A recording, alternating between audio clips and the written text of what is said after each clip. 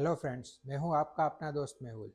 तो bearing manufacturing की इस सीरीज़ में, इस एपिसोड में हम बात करेंगे बेरिंग के मटेरियल की।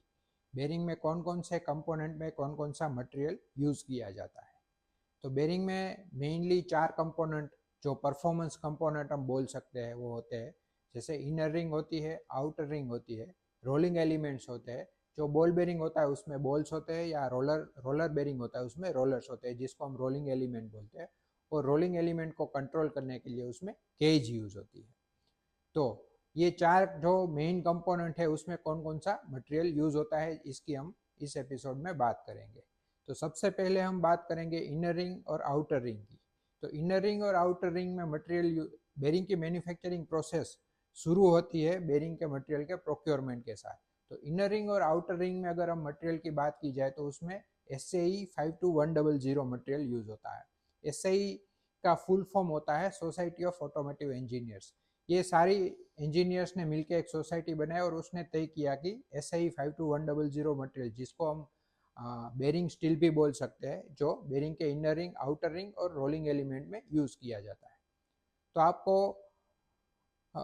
ऑब्वियसली एक क्वेश्चन होगा कि SAE 52100 मटेरियल ही क्यों। तो उसकी स्पेशल प्रॉपर्टी होती है जो हाई हार्डनेस ले सकता है, जिसको हम हीट ट्रीटमेंट करें तो वो हाई हार्डनेस ले सकता है। उसकी स्ट्रेंथ बहुत ही अच्छी होती है, फटिक स्ट्रेंथ बहुत अच्छी होती है, और वियर रेजिस्टेंस बहुत अच्छा होता है।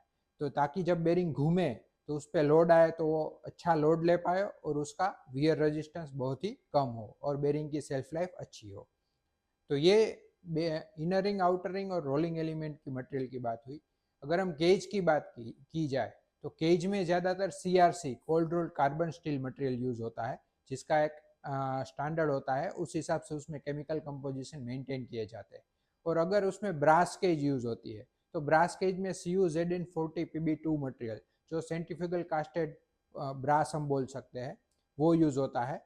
तो उस हिसाब से उसका भी स्टैंडर्ड तय किया गया है, उसमें केमिकल कंपोजिशन मेंटेन किए जाते हैं।